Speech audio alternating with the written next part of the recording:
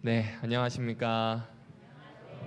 네, 만 7일 만에 뵙습니다. 모두 건강하게 지내셨죠? 기도해 주신 덕분에 일주일의 시간을 잘 마무리하고 돌아올 수 있었습니다. 제 생전에 11번을 설교하게 될 줄은 몰랐습니다. 그래서 이제 그 시간이 성경을 좀 깊이 생각할 수 있고 집중할 수 있는 시간이어서 감사했던 것 같습니다. 오늘은 이제 창세기의 시간이 한 2번 정도 남았습니다. 2번 정도 남았을 때 어떤 말씀을 드리면 좋을까 고민을 하다가 제목을 좀 이렇게 잡아봤습니다. 히브리 용비 여천가입니다. 여러분 한번 질문으로 시작을 해볼게요. 예수님께서 제일 처음 한 수업 혹시 무엇인지 아실까요? 힌트는 마태복음에 있습니다. 그렇죠. 일단은 보면은 산상 수훈이에요. 산에서 가르치신 것, 이것이 첫 번째 가르침으로 볼 수 있습니다. 자, 그러면 하나님이 하신 첫 수업, 그러니까 정확히 표현하면 구약에서 하나님이 나타나서 이스라엘에게 하신 첫 수업은 어떤 수업일까요? 이 힌트는 저 그림에 있습니다. 뭘까요? 무엇일까요? 네, 뭔가 아담부터 시작해서 쭉 오죠. 이걸 뭐라고 하죠? 그렇죠. 족보입니다. 그러니까 신약에는 산상수훈이 있다면 창세기에서는 어떤 게 있다고요? 족보가 있다는 겁니다. 여러분, 제가 창세기의 구조는 한 번도 설명 안 드렸는데 이렇습니다. 창세기의 구조는 이렇게 생겼는데 1장 1절부터 2장 3절이 한 덩어리고요. 2장 4절부터 4장 26절 쭉 밑에 보시면 37장 2절부터 50장 26절까지 이렇게 되어 있습니다. 이거 보면 최 목사가 그냥 마음대로 나눈 것 같죠? 그거 아닙니다. 그거 아니고요. 내용이 이렇습니다. 여기 보시면 천지창조에 대한 이야기가 1장 1에서 2장 3절까지 나오게 되고요. 2장 4절이 이렇게 시작합니다. 제가 읽어드리겠습니다. 이것이 천지가 창조될 때 하늘과 땅의 내력이라고 표현합니다. 그리고 5장 1절에 보시면 또 다른 족보가 시작되는데 이것은 아담의 계보를 적은 책이니라 라는 표현이 또 나옵니다. 그리고 6장 9절도 또 족보를 시작하거든요. 뭐라고 시작을 하냐면 이것은 노아의 족보니라. 그리고 10장 1절 노아의 아들 셈과 함과 야벳의 족보는 이러하니라. 사실 함이 막내인데 이게 좀 바뀌어 있죠. 이유가 있습니다. 이런 식으로 족보가 쭉 가서 37장 2절의 마지막 족보인 야곱의 족보는 이러하니라로 이렇게 이 내용이 넘어가게 됩니다. 여기 보시면 한 개의 서론, 한 개의 개론이 있고요. 우주가 창조된다고 하는 한 개의 개론이 있고 밑에 쭉 세어보시면 10개의 족보, 계보 혹은 내력이 있습니다. 우리나라 말로 족보, 계보, 내력을 히브리어로 하면 톨레도트라고 부릅니다. 뭐라고 부른다고요? 네, 톨레도트입니다. 아마 처음 들어보시는 분도 계실 거예요. 족보가 톨레도트입니다. 그러니까 각각의 족보를 통해서 하고 싶은 얘기가 있다는 거겠죠.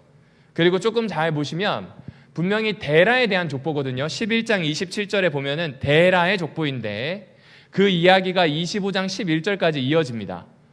누구의 이야기냐면 아브람이 아브라함으로 바뀌는 이야기로 넘어가게 됩니다. 그러니까 누구에 대한 족보인데 사실은 그 자손에 대한 이야기로 보시면 좋을 것 같습니다. 마찬가지로 37장 2절부터 보시면 야곱의 족보인데 사실 야곱 이야기보다 누구 이야기가 더 많을까요? 요셉에 대한 이야기가 훨씬 더 많습니다. 자, 그러면 하나님은 왜 족보를 통해서 말씀하셨을까요? 여러분, 구조는요 해석의 틀이 됩니다. 무슨 이야기냐면 창세기를 막 읽을 게 아니라 이런 구조가 있으면 그 구조에 맞춰서 읽어주시는 게 좋습니다. 그리고 족보는 역사를 이렇게 축약해 놓은 겁니다. 이 중요한 부분을 선택해서 말할 건 말하고 다음 이야기로 넘어가는 전환을 시켜주는 게 뭐냐면 족보입니다.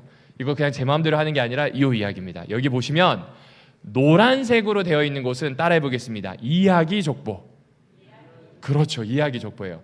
여기는 천지 창조에 대한 이야기, 아담과 하와의 이 천지가 창조된 이후에 이 땅에 대한 이야기, 그리고 노아의 이야기, 다 이야기로 되어 있는 것이 노란색이고요.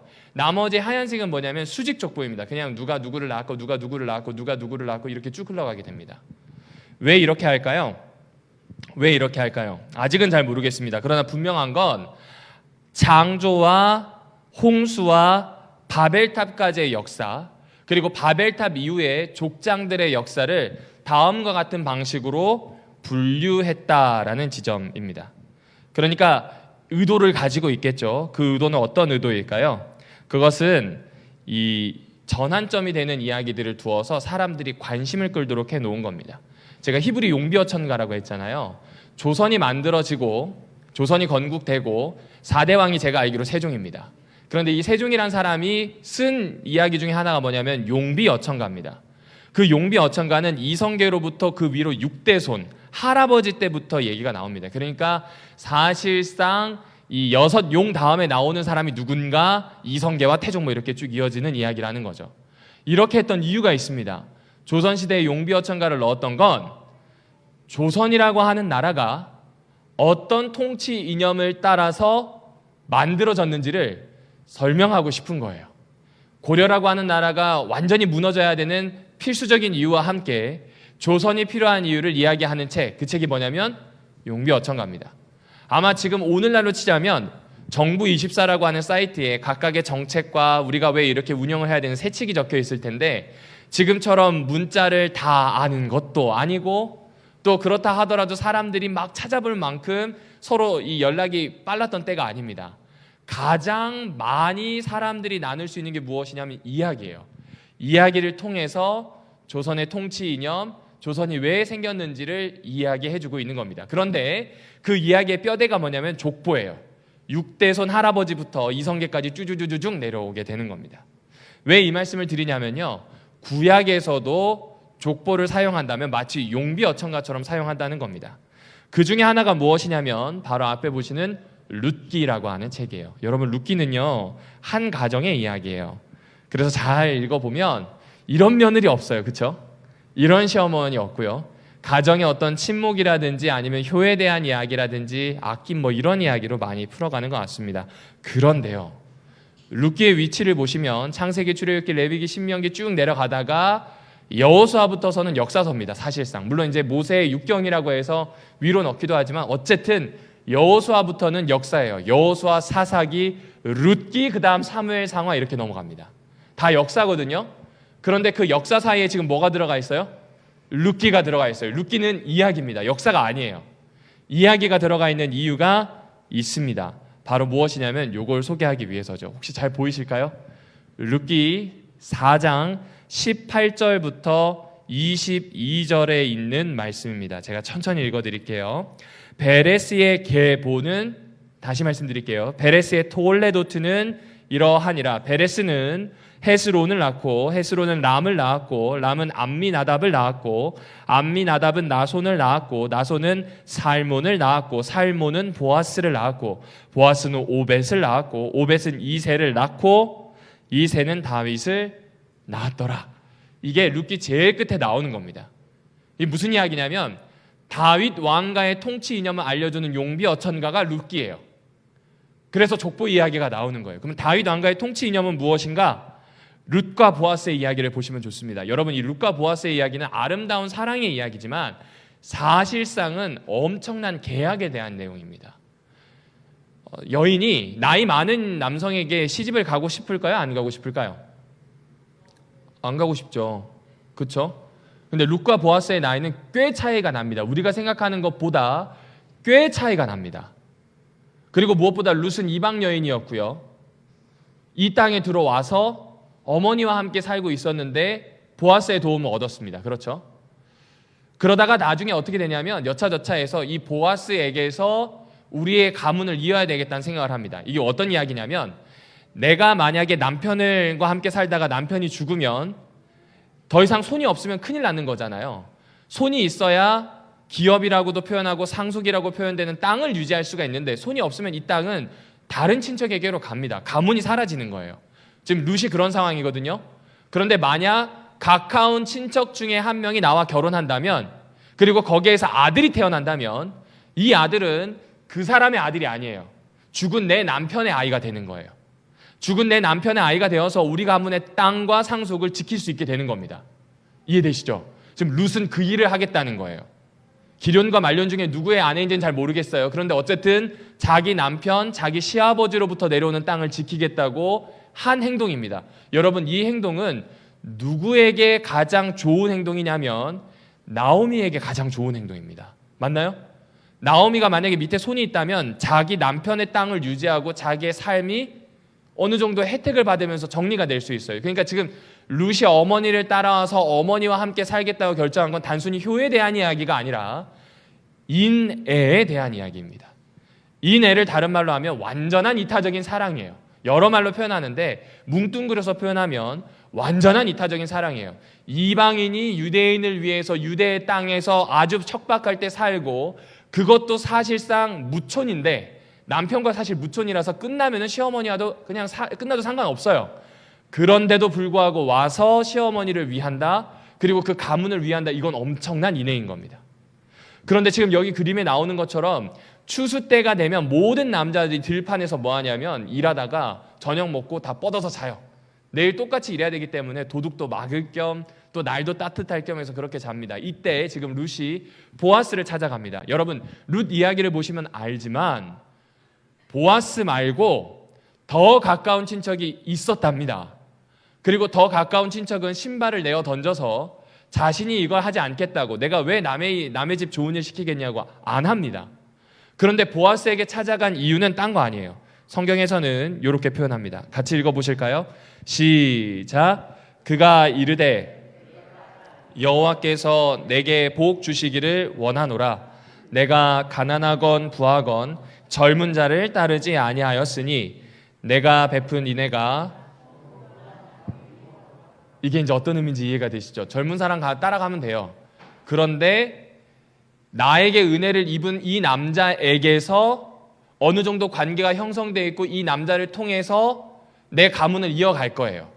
그리고 나에게 인애를 베풀었기 때문에 만약 이 남자와 결혼을 하게 된다면 분명히 이 아이는 나의 아이이자 시어머니 아이가 되긴 할 텐데 이 남자는 그 성 안에서 명망이 올라가게 됩니다. 여러 가지 이득이 생기게 돼요. 그러니까 보아스의 입장에서는 룻의 행동이 처음 어머니에게 베풀었던 인애보다 지금 자신에게 한 행동이 훨씬 더 크다는 표현을 합니다. 그러니까 룻과 보아스와 나오미와 이 엮여있는 모든 이야기는 한마디로 인애에 대한 이야기입니다. 그러면 다윗 왕실의 핵심은 무엇일까요? 인애가 된다는 거예요.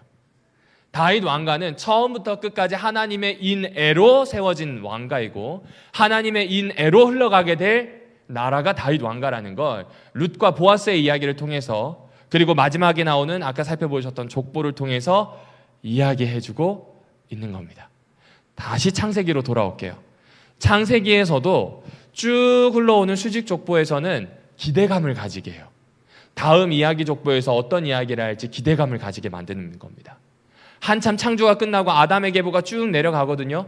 그러니 갑자기 에노스에 대한 이야기를 해요. 에노스의 시대에 비로소 하나님을 찾았다, 하나님을 예배했다라는 흔적을 발견하게 됩니다. 사람들이 모였던 것 같아요. 그리고 쭉 흘러가더니 갑자기 사람들이 결혼하고 섞이더니 엉망진창이 되었다는 이야기가 나오고 노아 이야기가 시작이 됩니다. 그러니까 에노스 다음에 여전히 노아 시대의 엉망진창일 때 하나님을 예배하는 사람이 있는지 없는지를 궁금할 때 노아 이야기를 쭉 풀어서 노아가 어떤 인물인지를 이렇게 설명을 해가는 겁니다. 아주 쉽죠. 그러니까 족보를 읽으셔야 되는 건 지루해하고 넘기시는 게 아니라 기대감을 가지고 읽어주셔야 돼요. 쭉 읽어서 그 다음에 어떤 이야기가 등장할지를 생각해 주셔야 합니다. 저도요, 중고등학교 때 이 성경을 읽을 때 가장 싫었던 게 족보입니다. 이름도 익숙하지도 않고요, 무슨 발음 시험하는 것처럼 아르박삿, 나훔 이런 사람이 나오니까 너무 힘들더라고요. 그래서 잘 몰랐어요. 그런데 조금 보다 보니 히브리 사람들도 이야기를 통해서 하나님이 어떤 분인지, 창세기를 통해서 우리 민족의 시작이 어떻게 되는지를 알려주어서 그들의 뿌리를 단단하게 하려고 했다는 겁니다. 그리고 여기서 한 가지를 더 살펴볼 게 있습니다. 그것은 무엇이냐면 나이입니다. 여러분, 아브라함은 175세를 살았습니다. 이삭은 180세, 야곱은 147세를 살았습니다. 이거 제가 한 게 아니고요, 유대 학자들이 해놓은 겁니다. 제 마음대로 한 거 아니에요. 보시면 5 곱하기 5 곱하기 7이 175입니다. 빨리 산수가 안 되시는 분 계시죠? 6 곱하기 6 곱하기 5가 180이고요. 7 곱하기 7 곱하기 3이 147이에요. 그런데 희한하게 이걸 다 더하면 다 17로 끊어지게 됩니다. 이 인수들을 다 더하면요. 10과 7은 이스라엘 사람들이 사용하고 있는 숫자 체계인 게마트리아라고 하는 책에 맞춰보면 완전수입니다. 그러니까 지금 하나님이 하나님이 굉장히 약해 보이는 한 가문을 메소포타미아에서 불러서 가나안으로 데리고 왔거든요. 그 인생을 완전하게 지금 인도하셨다는 걸 숫자를 통해, 이거는 본능적으로 아는 거예요. 각 알파벳마다 숫자가 있으니까 보면 아브라함 100 몇 세, 아 그렇구나, 이 사람은 완전하게 살았겠구나, 이걸 그냥 본능적으로 알도록, 우리는 이걸 설명을 해야 되지만 이들은 본능적으로 알 수 있도록 지금 해놓은 겁니다. 여러분, 재밌는 건 창조도 7일입니다. 그런데 이 창조가 7일로 시작된 다음에 창세기 50장 제일 마지막에 야곱의 장례식으로 끝나는데, 이 야곱의 장례식도 며칠이었을까요? 그렇죠, 7일이요. 완전하게 시작하여서 완벽하게 마무리하는 것으로 창세기의 이야기를 합니다. 그럼 오늘 여러분과 제가 살펴보고 싶어하는 족보는 이야기 족보는 아닙니다. 바로 데라의 족보입니다. 데라의 족보에서 무엇을 이야기하려는지를 좀 찾아보려고 합니다. 여러분, 데라의 족보는 이렇게 이해해 주시면 좋습니다. 앞에 있었던 창조와 홍수와 바벨탑 사건이 지나면서 고대 역사가 끝나요. 그러니까 이때부터는 인류의 시원사라고 표현하거든요. 왜 노동이 있고, 왜 아픔이 있고, 왜 폭력이 있고, 이런 기원에 대한 역사가 끝나고 이제 족장의 역사로 넘어가게 됩니다. 족장의 역사로 넘어가게 되면서 이 창세기 저자의 가장 큰 관심은 여자의 후손이 아니에요. 족장의 역사에서는 여자의 후손이 아니라 하나님과 언약을 하고 그 언약이 내려가게 될 계보인 아브라함의 자손에 대해서 더 많은 관심을 가지게 됩니다. 여러분, 이 고대사에 해당하는 노아의 아버지 라멕 이야기를 보실까요? 노아에 대해서 라멕이 이렇게 이야기합니다. 여호와께서 땅을 저지하심으로 수고롭게 일하는 우리를 이 아들이 아니하리라 라는 표현을 합니다. 그러니까 죄 때문에 엉망진창이 되어 있는 이 세상에 위로가 되는 사람이 누구일까요? 노아라고 표현합니다. 노아라고 표현합니다. 그러니까 여자의 후손으로서 가장 근사한 가까운 모습이 되어 있는 자가 누구냐면 노아라는 이야기를 해주고 있는 거죠. 에덴의 삶을 회복해 줄 수 있는 구원자에 대한 기대가 노아에게 있는 겁니다. 그런데 지금 그 노아에 대한 역사는 이미 지나갔어요. 아브라함이라고 하는 저기 셈족의 누군가, 데라의 아들인 아브라함이라고 하는 이 사람을 데리고 옵니다.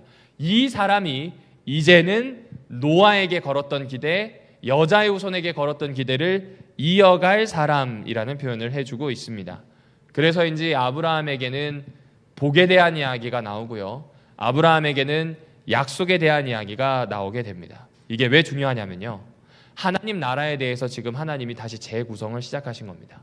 본디 성경에서 하나님 나라 관점으로 보게 될 때 왕은 하나님이시고 백성은 아담과 하와고, 법은 선악을 알게 하는 나무의 열매를 반드시 정말로 먹으면 안 됩니다.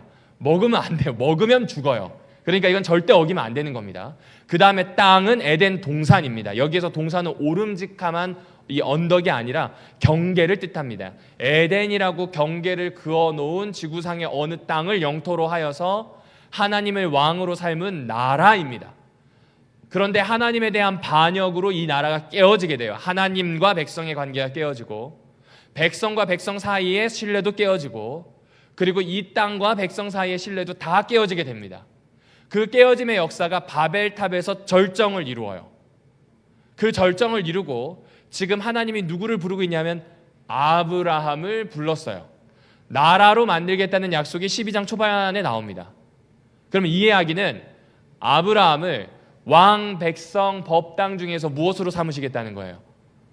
백성으로 삼으시겠다는 거예요. 그리고 그 백성이 살게 될 땅도 아브라함에게 약속하시죠. 그러니까 이제부터는 뭐 하시냐면 단순한 여자의 후손에 대한 이야기가 아니라 하나님 나라를 회복하는 이야기, 곧 땅을 약속받고 자손을 약속받는 이야기에 대해서 들려주고 있습니다. 조금 더 다른 부분으로 보게 되면 바벨탑 이전까지 하나님이 어떤 면에서는 이렇게 생각하지 않으셨을까요? 좋은 환경을 만들어서 인간을 넣어놨는데 반역하고 타락했어요. 그래서 노아 홍수 때 다시 한 번 더 그 환경을 뒤엎었습니다. 뒤엎고 생육하고 번성하라는 복을 주셨거든요. 그런데 이들의 결과는 뭐예요? 바벨이라고 하는 사건을 일으킵니다. 그러니까 지금 환경이 바뀌는 게 문제가 아닌 거예요. 환경을 아무리 좋게 하고 새롭게 해도 문제가 되는 건 뭐예요? 인간의 마음이에요. 인간성 그 자체예요. 그 본질 자체가 지금 문제인 거예요.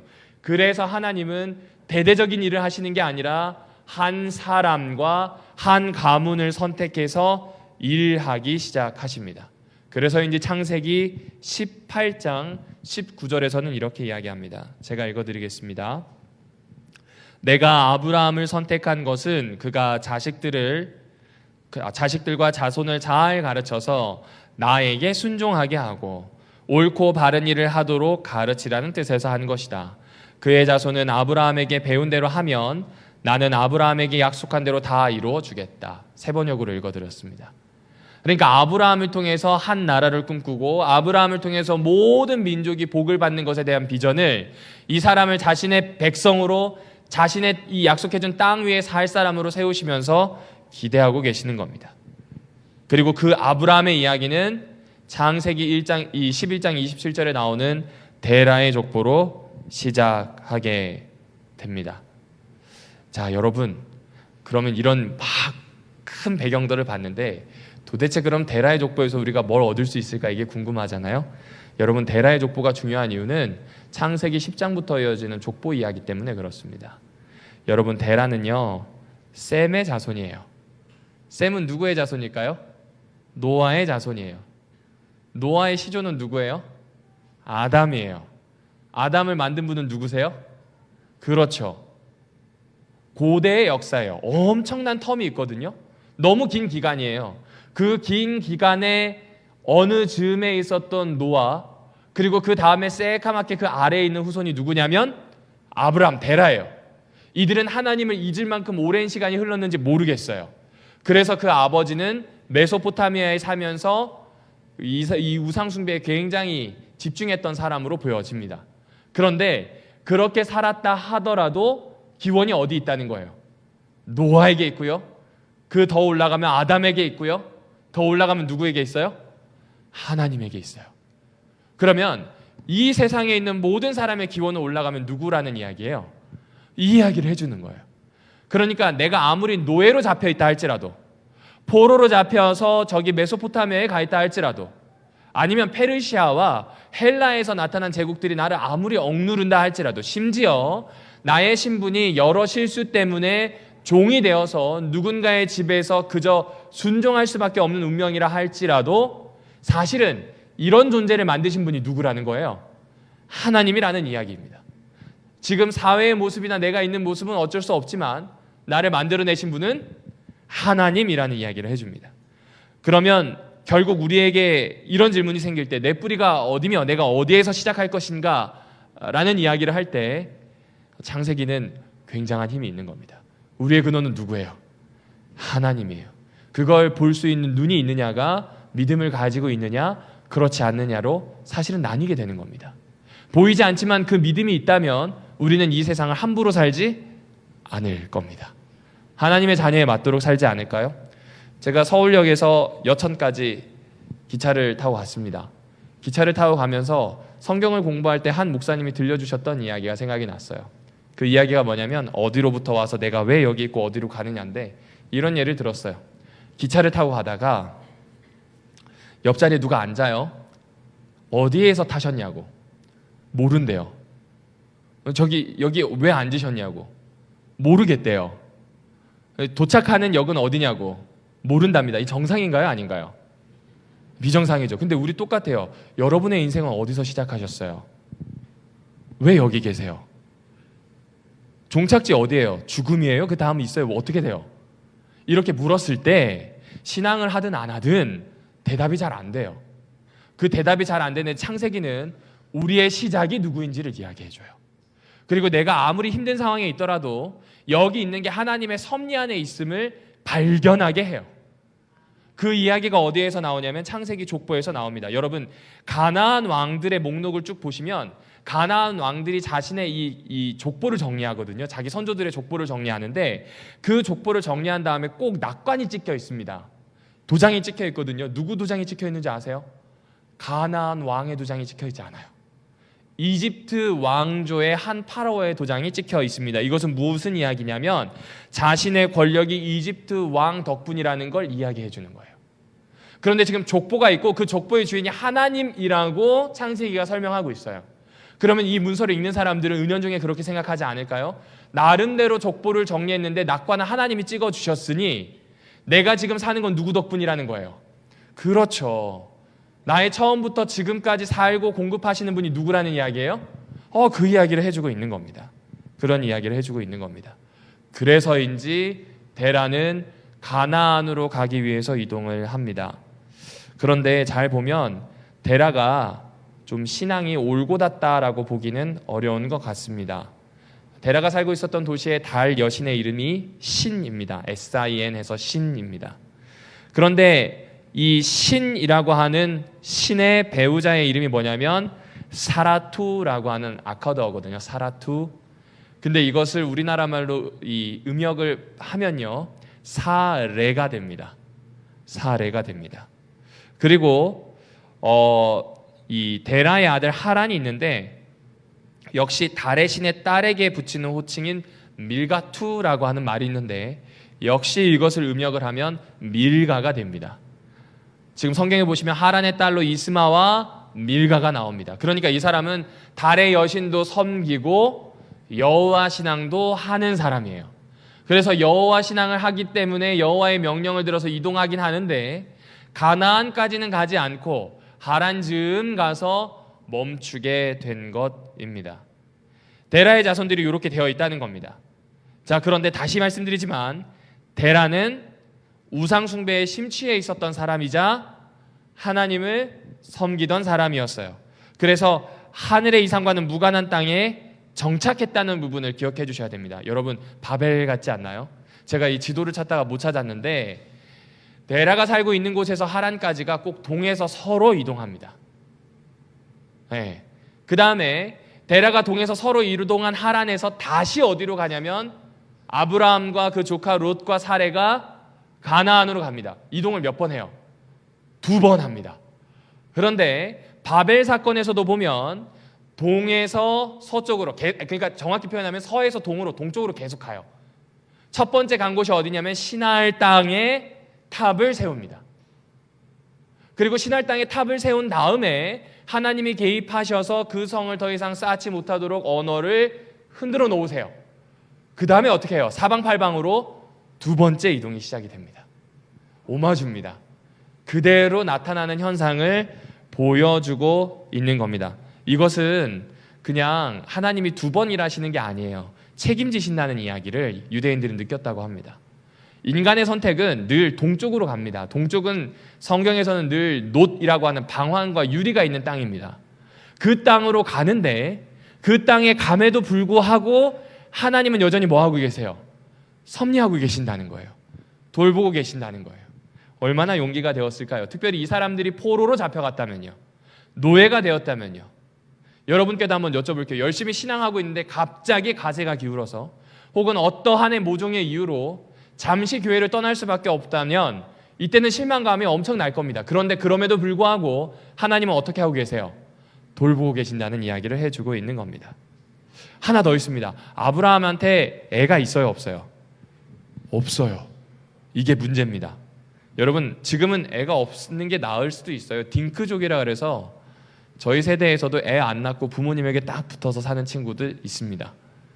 그만큼 살기 힘들다 뭐 이런 방증이 되기도 하지만 아이에 대해서 필수적으로 있어야 한다는 생각 자체가 없다는 겁니다. 그런데 이때는 달랐어요. 이때는 유목민족이었기 때문에 아이가 없으면 끝나는 겁니다. 여러분, 이름을 낸다라는 표현 혹시 기억하시나요? 이 이름을 유명하게 한다는 게 아니에요. 나중에 제가 한 번 더 설명드릴 텐데 자손을 번식한다는 뜻입니다. 자기의 이름이 자손을 통해서 따라가는 거예요. 대부분의 이스라엘 사람들의 이름은 하나님을 통해서 얻은 언약이라든지 고백이에요. 그것이 자손을 통해서 이어지기를 바랬던 겁니다. 그러니까 지금 자기의 신앙 고백이, 자신의 삶이, 자신의 생명의 가문이 아들을 통해서 이어져야 되는데 아이가 없어요. 하나만 있어요. 하나님이 돌봐주시겠다는 약속과 일단 하란까지 와보니 하나님이 주신 은혜는 있습니다. 그리고 다른 사람이 아니라 나에게 한 약속이라고 하는 걸 깨닫게 됩니다. 그리고 이들은 어떻게 했을까요? 다시 한 번 더 하란을 떠나게 되죠. 이게 족보에 나오는 내용의 전부입니다. 오늘의 결론을 이렇게 내고 싶었습니다. 안전한 것들로부터 떠나야 불임에서 벗어난다는 겁니다. 나를 안전하게 할 수 있는, 내 삶을 최소한으로 안정시킬 수 있는 것들로부터 떠나기를 요청하신 겁니다. 그 요청에 아브라함이 반응하게 되자 생명이 들어차게 됩니다. 누구의 은혜로요? 하나님의 은혜로요. 그러니까 족보를 통해서 얘기해 주는 건 이 족보가 그냥 누가 낳았고가 아니에요. 이 족보를 통해서 하나님이 우리의 뿌리가 되신다는 것, 하나님이 나를 돌보고 있으시다는 걸 가르쳐 줍니다. 그뿐만 아니라 아브라함의 족보가 독특한 이유는 두 번의 이동이 있다는 거예요. 인간의 실패가 있더라도 하나님은 여전히 인도하신다는 것이고, 심지어 인간이 불임이 있다 할지라도 하나님의 명령을 듣는 것이 얼마나 중요한지를 설명하는 겁니다. 그걸 한마디로 요약하면 안전한 것들로부터 떠나라. 하나님이 아니라 내가 안전하다고 생각하는 것들로부터 벗어나서 따라가게 되면 이제부터 하나님이 생명을 주실 것이다, 삶을 이끌어내실 것이다 라는 이야기가 데라족보에 숨겨져 있는 이야기이더라고요. 사랑하는 오남교회 성도 여러분, 히브리 용비어천가라고 말씀드렸습니다.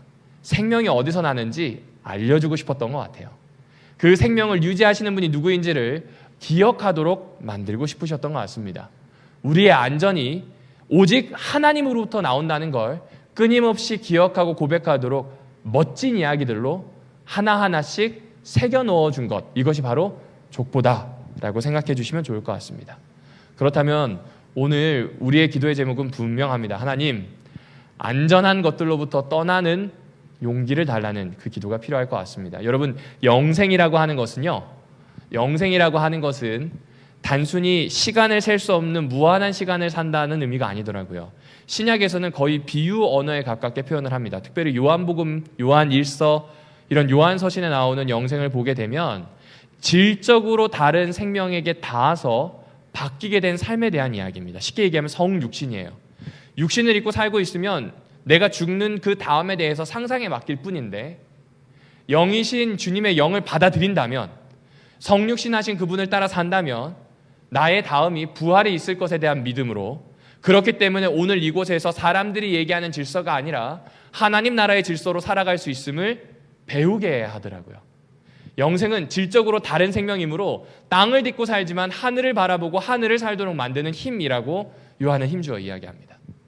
안전한 것들로부터 떠나면 주께서 주시는 생명에 닿을 수 있습니다.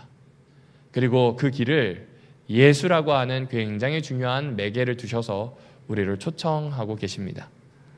사랑하는 오남교회 성도 여러분, 우리 족보에 나오는 이야기처럼 하나님이 주신 나의 생명, 내가 하나님으로부터 시작되었다고 하는 생각, 그리고 무엇보다 내가 지금까지 안전하다고 믿었던 것들은 좀 뒤로 하고 하나님을 향해 오직 예배드리는 것, 집중하는 것에 꼭 결심해 주시기를 바랍니다.